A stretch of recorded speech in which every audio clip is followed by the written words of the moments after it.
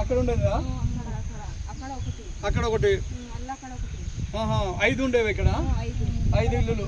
ఇక్కడ ఒకటి, అక్కడ ఒకటి, మొత్తం 5. అయితే మీకు ఇక్కడ 5 ఇల్లులు మొత్తం తోసుకుపోయేవి. మీరు ఇక్కడ మనకి ఏంటంటే నీళ్ళు వస్తున్నాయి అనేసి పైకి పారిపోయారా? సరే, మీకు తెలియకపోతే మనకి ఇక్కడే ఉంటే మొత్తం మీరు మనకి చచ్చిపోయి ఉండేవాళ్ళు అయితే. సరే మరి జాగ్రత్త అయితేనో.